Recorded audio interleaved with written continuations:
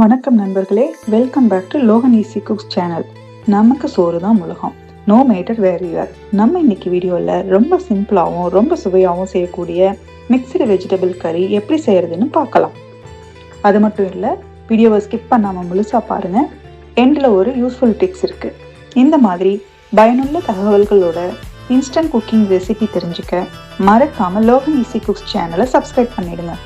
வாங்க இப்போ ரெசிபிக்குள்ளே போகலாம்.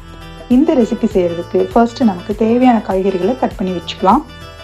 இந்த ரெசிபியில் நான் இன்னைக்கு ப்ராக்கோலி ஒரு கப்புக்கு கட் பண்ணி வச்சுருக்கேன். உங்களுக்கு காலிஃப்ளவர் பிடிக்கும்னா அது கூட சேர்த்துக்கலாம். ஒரு கேரட், கொஞ்சம் பீன்ஸு, மீடியம் சைஸில் இருக்கிற 2 உருளைக்கிழங்கு கட் பண்ணி எடுத்து வச்சுக்கோங்க. கொஞ்சம் பட்டாணி எடுத்து வச்சுக்கலாம். ஒரு மீடியம் சைஸ் பெரிய வெங்காயத்தை ஸ்லைஸ் பண்ணி வச்சுருக்கேன். 2 பச்சை மிளகாய் கட் பண்ணி வச்சுக்கோங்க. கொஞ்சம் கறிவேப்பிலை எடுத்து வச்சுக்கலாம். நான் இதுலேயே 1/2 டீஸ்பூன் சீரகமும் எடுத்து வச்சுருக்கேன். இஞ்சி பூண்டு பேஸ்ட் என்கிட்ட இல்லை இப்போது, அதனால் நான் இந்த மாதிரி கிரேட்டரில் ஒரு 4 பல்லு பூண்டும் கொஞ்சம் இஞ்சியும் கிரேட் பண்ணி எடுத்திருக்கேன். உங்களுக்கு அந்த மாதிரி கிரேட் பண்ணி எடுக்கும்போது இஞ்சி பூண்டு பேஸ்ட் அரைச்ச பதத்துக்கு கிடச்சிரும். இதுக்காக நீங்கள் தனியாக மிக்ஸி ஜாரில் கொஞ்சமாக அரைக்கணுங்கிற அவசியம் இல்லை. ஃபஸ்ட்டு வெஜிடபிள் கறி செய்கிறதுக்கு ஒரு பேனில் ஒரு 3 ஸ்பூன் கடலெண்ணெய் ஹீட் பண்ணிக்கலாம். அதில் 1/4 டீஸ்பூனுக்கு கடுகு, 1/4 டீஸ்பூன் உளுந்தம்பருப்பு, 1/4 டீஸ்பூனுக்கு பச்சைக்கடலைப்பருப்பு சேர்த்து பொரிஞ்சு வந்ததும் நம்ம எடுத்து வச்சுருந்த 1/2 டீஸ்பூன் சீரகம், கறிவேப்பிலை, பச்சை மிளகாய், வெங்காயத்தை சேர்த்துருவோம். மிக்ஸ் பண்ணி விடுங்க. கொஞ்சம் வெங்காயம் ரொம்ப வணங்கணும்னு இல்லை, ஓரளவுக்கு வணங்கி இருக்கும்போது நம்ம அந்த இஞ்சி பூண்டு பேஸ்ட்டை சேர்த்துடலாம். அடுப்பை நம்ம மீடியமில் வச்சுக்கோங்க. ரொம்ப ஹையில் வச்சிங்க அப்படின்னா கருகி போன மாதிரி ஆகிடும். இஞ்சி பூண்டு பேஸ்ட்டு சேர்த்ததுக்கப்புறம் கொஞ்சம் நல்லா வணக்கி விடுங்க. வணக்குனீங்க அப்படின்னா இஞ்சி பூண்டு பேஸ்ட் வாசமும் போயிடும், வெங்காயமும் நல்லா வணங்கி வந்திருக்கும். இந்த மாதிரி இந்த ஸ்டேஜில் நம்ம எடுத்து வச்சுருக்கிற காய்கறியை ஒன்றா சேர்த்துடலாம். எல்லா காயையும் சேர்த்து நல்லா மிக்ஸ் பண்ணி விடுங்க. காய் கொஞ்சம் நல்லா வணங்கட்டும். ஒரு 2-3 நிமிஷம் நல்லா மிக்ஸ் பண்ணி விட்டீங்க அப்படின்னா அது கொஞ்சம் காய் சுண்டுறது தெரியும். அந்த ஸ்டேஜில் நீங்கள் மூடி வச்சு ஒரு 2 நிமிஷம் வணக்கி விடலாம். உங்களுக்கு அடி பிடிக்கிற மாதிரி இருக்குது அப்படின்னா ஒரு 1/2 டம்ளருக்கு தண்ணி சேர்த்துக்கலாம். தண்ணி சேர்த்து மூடி போட்டு அப்பப்போ எடுத்து கிண்டி விடுங்க. இந்த காய் வணங்குற கேப்பில் நமக்கு கறிக்கு தேவையான ஒரு பேஸ்ட் அரைச்சி எடுத்துகிட்டு வரலாம். அதுக்கு நான் ஒரு 1/4 மூடிக்கு தேங்காய் எடுத்து திருகி வச்சுருக்கேன். ஒரு பெரிய சைஸில் இருக்க தக்காளி எடுத்திருக்கேன். உங்களுக்கு கிரேவி அதிகமாக வேணும் அப்படின்னா இன்னும் ஒரு தக்காளி கூட நீங்கள் ஆட் பண்ணிக்கலாம்.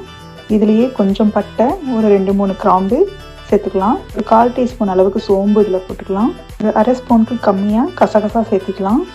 இது கொஞ்சமாக நம்ம தண்ணி விட்டு நல்லா அரைச்சி எடுத்துகிட்டு வந்துடலாம். இப்போ இடையில பாருங்கள், காய் கொஞ்சம் வெந்துருச்சான்னு பார்ப்போம். ஓரளவுக்கு வெந்துருச்சு. இன்னும் கொஞ்சம் கூட ப்ராக்கோலி வேகணும், உருளைக்கிழங்கும் வேகணும். ஸோ இன்னும் கொஞ்சம் மூடி போட்டு ஒரு 2 நிமிஷம் வேக விடுவோம். பாருங்கள், நல்லா காய் வந்துருச்சு. கொஞ்சம் மஞ்சத்தூள் போட்டுப்போம். அரைச்சி வச்சுருந்த பேஸ்ட்டை சேர்த்து நல்லா மிக்ஸ் பண்ணி விடுவோம். மிக்ஸ் பண்ணி விட்டு மறுபடியும் தேவையான அளவு தண்ணி சேர்த்துப்போம். கிரேவி உங்களுக்கு அதிகமாக வேண்டாம் அப்படின்னா தண்ணி கம்மியாக சேர்த்திக்கலாம். கொஞ்சம் அதிகமாக வேணும், எனக்கு சாதத்து கூட சாப்பிட்றதுக்கெலாம் நல்லாயிருக்கும் அப்படின்னா இன்னும் கொஞ்சம் கூட தண்ணி சேர்த்துக்கலாம். அதே மாதிரி உங்களுக்கு கிரேவி திக்காக வேணும் அப்படின்னா அரைக்கும் போது இன்னும் ஒரு தக்காளி கூட சேர்த்து போட்டு அரைச்சிக்கலாம். கொஞ்சம் தக்காளியும் தேங்காயும் சேர்த்து போட்டுக்கலாம். அவ்வளோதான். இப்போ தேவையான அளவு உப்பு போட்டு ஒரு கொதி வந்ததுக்கப்புறம் ஆஃப் பண்ணிடலாம். ரொம்ப சுவையான கறி நமக்கு ரெடி ஆயிடுச்சு. மிக்சடு வெஜிடபிள் கறி ரெடி ஆயிடுச்சு. ஒரு 2 நிமிஷம் கொதிக்க விட்டாலே போதும், ஏன்னா காய்கறியெல்லாம் நமக்கு ஆல்ரெடி வந்துருச்சு.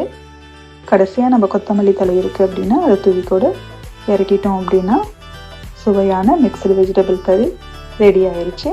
மிக்சடு வெஜிடபிள் கறி நம்ம சுட சாதத்துக்கூட நெய் சேர்த்து சாப்பிட்டா ரொம்ப டேஸ்ட்டாக இருக்கும். அது மட்டும் இல்லை, இது சப்பாத்தி, தோசை, இட்லி எல்லாத்துக்குமே நல்ல பெஸ்ட்டு காம்பினேஷனாக கூட இருக்கும்.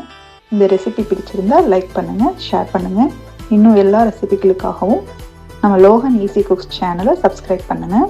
இன்றைக்கான பயனுள்ள டிப்ஸ் என்ன அப்படின்னா, நம்ம எல்லார் வீட்லேயும் பால் காய வைக்கும்போது ஆடை கட்டும். சிலர் வீட்டில் அந்த பாடையை எடுத்து வச்சு வெண்ணெய் சிலுப்புவாங்க. அப்படி இல்லாமல் சிலருக்கு அது பிடிக்காது, அதனால் அது சும்மா வேஸ்ட்டாக டிஸ்கார்ட் பண்ணிடுவாங்க. அப்படி டிஸ்கார்ட் பண்ணாமல் நீங்கள் இந்த ஆடையை மட்டும் எடுத்து வச்சு அது கூட கொஞ்சம் மஞ்சள் பொடி, உங்களுக்கு மஞ்சள் பொடி அதிகமாக வேணும்னா போட்டுக்கலாம், துளி போட்டு அது கூட கொஞ்சம் மஞ்சள் பொடி சேர்த்து நல்லா மிக்ஸ் பண்ணி குளிக்கிறப்ப தேய்ச்சி குளிச்சிங்கன்னா ட்ரை ஸ்கின் இருக்கிறவங்களுக்கு இது ரொம்ப யூஸ்ஃபுல்லாக இருக்கும். ரொம்ப ஆயிலி ஸ்கின் இருக்கிறவங்களுக்கு இது ஒத்து வராது. ஆனால் வெயில் காலத்தில் ரொம்ப ட்ரை ஸ்கின் இருக்குது அப்படின்னா நீங்கள் இந்த மெத்தடை ஃபாலோ பண்ணி பாருங்கள். ரொம்ப நல்ல எஃபெக்டிவாக இருக்கும். உங்களுக்கு மஞ்சளோட டேஸ்ட்டு கலரு நமக்கு பிடிக்கல அப்படின்னா இன்னும் கொஞ்சம் கடலை மாவு கொஞ்சம் சேர்த்துக்கலாம். கடலை மாவும் மஞ்சத்தூளும் அந்த ஆடை கூட சேர்த்து நல்லா மிக்ஸ் பண்ணி நீங்கள் தேய்ச்சி குளிச்சிங்க அப்படின்னா உங்களுக்கு ட்ரை ஸ்கின்ல இருக்கிற ப்ராப்ளம் குறையும். இந்த டிப்ஸ் உங்களுக்கு பிடிச்சிருக்குன்னு நினைக்கிறேன். உங்களுக்கு பிடிச்சிருக்கு அப்படின்னா கமெண்ட்டில் சொல்லுங்கள். இந்த மெத்தடு உங்களுக்கு பிடிச்சிருந்தா லைக் பண்ணுங்கள், கமெண்ட் பண்ணுங்கள், மற்றவங்களுக்கும் ஷேர் பண்ணுங்கள். இது மாதிரி யூஸ்ஃபுல் டிப்ஸோட இன்ஸ்டன்ட் ரெசிபி தெரிஞ்சுக்க நம்ம லோகன் ஈஸி குக்ஸ் சேனலை சப்ஸ்கிரைப் பண்ணுங்கள். மறக்காமல் நோட்டிஃபிகேஷன் பட்டன் அழுத்திக்கோங்க.